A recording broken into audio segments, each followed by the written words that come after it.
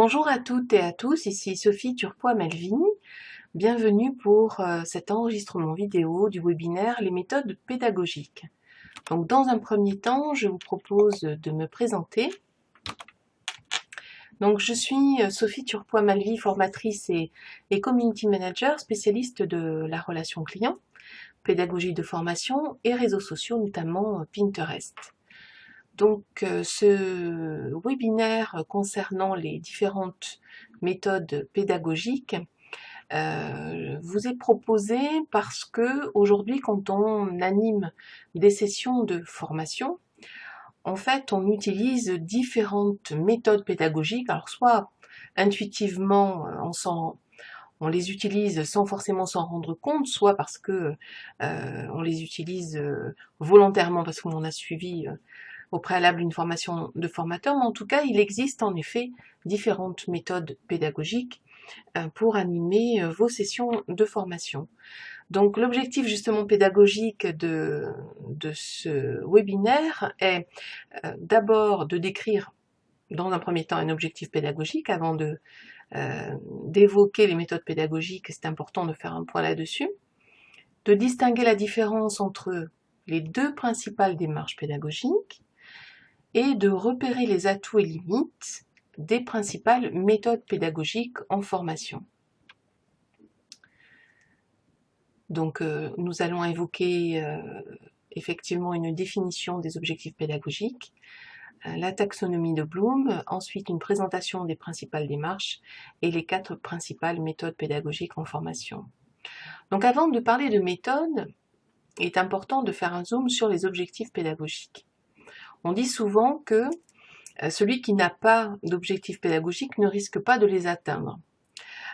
C'est important lorsqu'on est en formation de se dire finalement où est-ce que je veux amener mes apprenants? Qu'est-ce que je souhaite qu'ils soient capables de faire à l'issue de cette session de formation?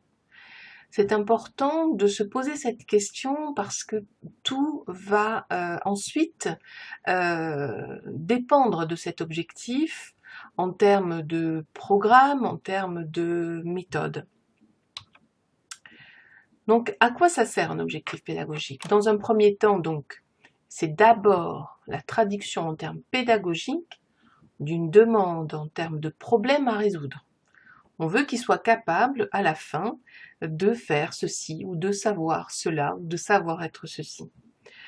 Donc, cela sert, petit 1, à savoir où l'on va, à vérifier qu'on y est arrivé, à faciliter l'évaluation, à faciliter l'animation du groupe, à rectifier le tir si besoin, et justement à choisir les méthodes à utiliser. Pour cela, il y a ce qu'on appelle la taxonomie de Bloom, qui va vous servir à formuler vos objectifs en termes de savoir. Donc, taxonomie du Bloom, ça vient de taxo, classement, et nomos, loi. Donc, ce qui veut dire classification des éléments appartenant à un même domaine. C'est ce que cela veut dire. Donc, vous allez devoir énoncer votre objectif pédagogique en termes de savoir, donc soit des savoirs purs, et là on parle de connaissances ici, soit on est sur des savoir-être, on parle de comportement, soit on est sur des savoir-faire, et là on parle d'aspect procédural, donc un savoir-faire. On veut qu'il soit capable de reproduire quelque chose. Pour cela, vous avez des tableaux qui vous aident à choisir le bon verbe, parce qu'on va utiliser un verbe pour exprimer un objectif pédagogique. Alors soit on est dans ce qu'on appelle une liste de savoirs qui fait référence à de la connaissance, donc des savoir-faire qui fait référence à un aspect procédural, ou de savoir-faire qui fait référence, de savoir-être, pardon, qui fait référence à justement du comportement. Donc par exemple, ça peut être énumérer certaines choses, ça peut être décrire, ça peut être classer, si on est sur le registre du savoir. Au niveau du savoir-faire, ça peut être ajusté, ça peut être mesuré, ça peut être dessiné. Au niveau du savoir-être, cela peut être par exemple pratiquer l'écoute active, ça peut être conseiller, évaluer, d'accord? Ensuite, ce que l'on cherche aussi à appliquer, c'est ce qu'on appelle la technique des 3 C. Pour construire un objectif pédagogique, on va bien sûr chercher dans la liste de la taxonomie de Bloom, donc les verbes qui sont les plus adaptés, qui sont les plus justes. Et ensuite, pour que l'objectif pédagogique soit observable, il va falloir, et objectif, il va falloir qu'il y ait 3 critères. Donc un comportement observable, des conditions de réalisation et les critères de réussite. Donc là, on est sur l'aspect de l'évaluation. Donc au niveau du comportement observable, on va chercher à utiliser un verbe d'action observable, donc en référence à la taxonomie de Bloom, qui va décrire le comportement attendu et témoigner de l'atteinte de l'objectif pédagogique. Ensuite, on parle des conditions de réalisation, qui va indiquer là où les conditions de réalisation de l'action, exemple, sans l'aide de la calculatrice ou sans lire les notes. Donc là, ce sont les conditions de réalisation. Critères de réussite, ce sont les critères de performance que doit atteindre l'apprenant. Exemple, en 10 minutes. Exemple, en respectant le protocole. Donc là, la règle des 3 C va vous aider à construire finalement les conditions de l'évaluation pour savoir si vous avez atteint, si l'apprenant a atteint l'objectif pédagogique. Maintenant, un zoom sur les démarches pédagogiques, parce que les méthodes pédagogiques, elles vont s'inscrire dans ce qu'on appelle des démarches pédagogiques. Les démarches pédagogiques sont la manière de progresser vers un but. Il y a 2 sortes de démarches, il y en a d'autres, mais en tout cas les 2 principales sont la démarche inductive et ensuite la démarche déductive. La démarche inductive, elle va partir du particulier, c'est-à-dire du côté pratique, au général, c'est-à-dire à la théorie. Exemple, ça va être un formateur en mécanique qui va préparer une panne pour l'apprenant, qui doit trouver comment réparer cette panne. Donc on part d'une mise en situation, donc une immersion volontaire. Donc on est dans la recherche de la situation pratique, pour ensuite passer à l'observation, à l'analyse, à la formulation de règles, donc la conceptualisation, et la généralisation avec une théorie qui va en ressortir. C'est ce qu'on appelle la démarche inductive. On part du particulier pour arriver au général. Ensuite, inversement, on a ce qu'on appelle la démarche déductive. On va partir du général pour aller au particulier. Donc du général, donc on va être dans l'appréciation de la théorie, on va énoncer les règles, donc chercher une mise en pratique et ensuite pouvoir élargir à d'autres cas. Donc l'exemple, c'est le formateur par exemple en pâtisserie qui va énoncer la recette aux apprenants qui doivent fabriquer la tarte suivant la recette. Donc ça, c'est ce qu'on appelle la démarche déductive. On va partir du général, la recette, au particulier. Les autres démarches, il y a ce qu'on appelle la démarche analogique et la démarche dialectique. Maintenant, je vais vous évoquer effectivement les 4 méthodes pédagogiques. Les principales méthodes pédagogiques, là on s'intéresse à la manière de conduire une action. Les démarches, on était sur simplement une façon de progresser vers un but. Donc là, on s'intéresse à la manière de conduire une action. Il y a dans un premier temps ce qu'on appelle la méthode affirmative ou expositive. Grosso modo, c'est la conférence, c'est le cours magistral dans un amphi, devant une assemblée. Donc là, le savoir est chez le formateur et les apprenants sont un peu en mode passif à recevoir les différents savoirs. Donc là, ça fait partie des comment dire, méthode assez classique, dite descendante, où le formateur est détenteur du savoir. Vous avez ensuite ce qu'on appelle la méthode interrogative. C'est souvent un aller-retour entre le formateur et les apprenants. On est toujours dans quelque chose de descendant, mais à un moment donné, on va solliciter la réaction des apprenants pour créer une sorte d'interaction, pour installer une dynamique de groupe. Donc ça peut même se passer en mode conférence. Dans un cours magistral, de temps en temps, le formateur peut solliciter un tel ou une telle pour avoir son avis sur tel ou tel sujet. L'idée, c'est quand même de limiter ça à quelques petites questions pour créer une dynamique de groupe. Ce sont souvent des méthodes qu'on utilise sans s'en rendre compte, donc ça s'appelle la méthode interrogative. La méthode démonstrative, on va, dans cette situation, montrer quelque chose. Et ensuite, on va demander aux apprenants de reproduire. Par exemple, ça va être le formateur en cuisine qui va dire « Voilà comment on coupe des légumes, d'accord, en julienne, ou des oignons en faisant attention de ne pas se couper les doigts et en allant très vite. » Donc, le formateur va montrer la technique et les apprenants ensuite vont devoir reproduire.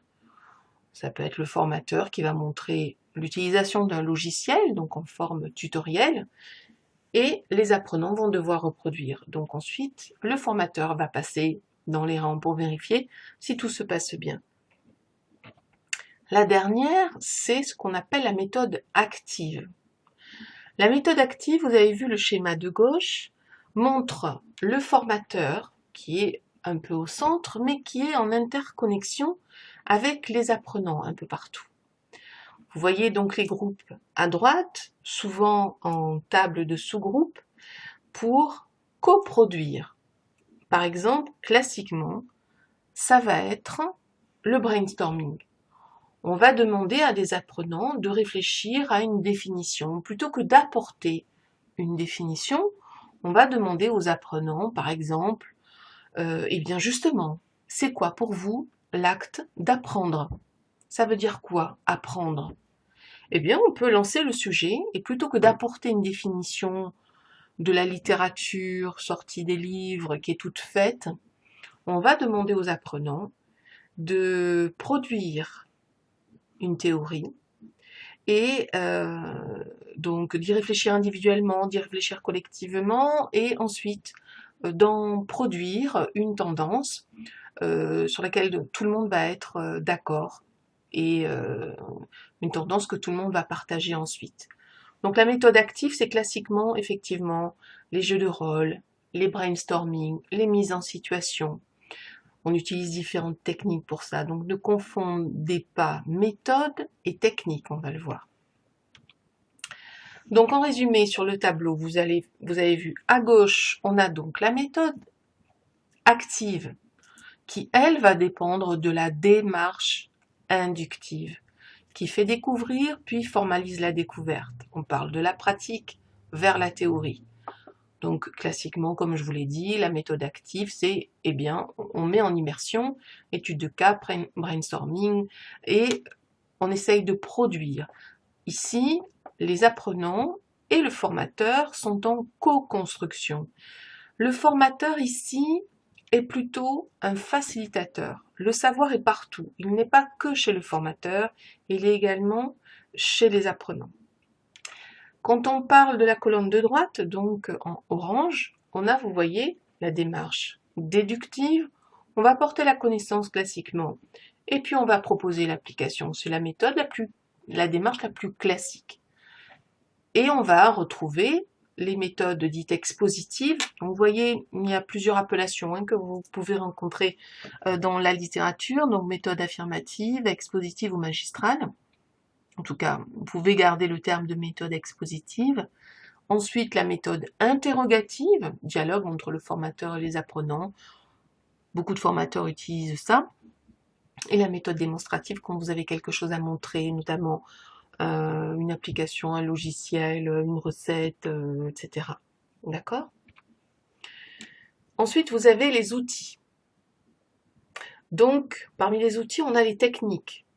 J'avance rapidement là-dessus, puisque ce n'était pas le propos, mais c'est juste pour vous faire comprendre la différence entre démarche, méthode et outils. Donc, pour, par exemple, mettre en œuvre une méthode active, exemple le brainstorming, on va faire appel à différentes techniques qui sont écrites là-haut. Donc l'exposé, la démonstration gestuelle, la présentation d'expérience, le brainstorming, la simulation, jeu de rôle, étude de cas, exercice d'application, exercice de recherche.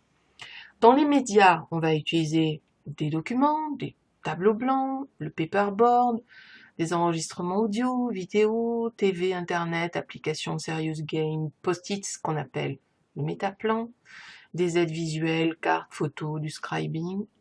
Dans les conditions d'apprentissage, on peut apprendre en individuel, on travaille en petits groupes, en grands groupes ou en réseau d'échange type MOOC. Dans les formats, on va retrouver ce qu'on appelle le présentiel. Présentiel ou distanciel sont des termes qu'on rencontre souvent en pédagogie de formation ou en ingénierie de formation. Le présentiel, c'est quand vous êtes sur place physiquement. Le distanciel, eh bien, c'est quand ça se passe à distance. Et le blended learning, ce sont des termes qu'on rencontre souvent. C'est ce qu'on appelle les formations mixées. Elles sont à moitié ou partiellement en présentiel et pour le reste en distanciel. C'est vrai que c'est la tendance. Je ne crois pas au total distanciel. C'est un petit peu compliqué, notamment pour l'accompagnement des apprenants. Mais le blended learning est intéressant justement parce que, comme on a les différentes situations d'apprentissage, on peut trouver ces moments d'accompagnement des apprenants. En résumé, 3 conseils. Donc, des objectifs bien définis, réalistes et réalisables. C'est très important. Quand on vous demande, par exemple, de construire un programme de formation, on ne part pas du contenu. Parce que là, c'est souvent l'écueil dans lequel on va tomber. On part de l'objectif et de l'intention première. Quelle est l'intention de mon client? Qu'est-ce qu'il souhaite? Où est-ce qu'il veut que j'amène les apprenants? Donc il va falloir exprimer tout ça en objectif pédagogique, il va falloir qu'il soit bien défini, de choisir les bons verbes selon ce qu'on appelle la taxonomie de Bloom, qu'il soit réaliste, de pas trop charger, passez-moi l'expression, de pas trop charger la mule, et qu'il soit réalisable. Réalisable en fonction du contexte, en fonction du temps imparti, en fonction du niveau des apprenants. Des séquences plutôt courtes, parce que c'est plus facile à évaluer. Et des méthodes pédagogiques variées. Il n'y a pas à juger c'est bien ou c'est pas bien, méthode active, méthode expositive, méthode interrogative. Moi, je préfère quand c'est tout le temps actif. Non, c'est bien de les varier en fonction de la situation. Voilà, pour, in fine, pouvoir atteindre votre objectif plus facilement. Eh bien, je vous propose ensuite de garder le fil. Vous pouvez me retrouver sur tous les réseaux sociaux, sur le nom de Sophie Turpot, et me contacter au 06 84 950 255 pour tout complément d'information. Ce webinaire et cet enregistrement est un extrait d'une formation de formateur qui se déroule sur 3 jours en discontinu. Je me tiens à votre disposition pour tout complément d'information. Merci pour votre attention.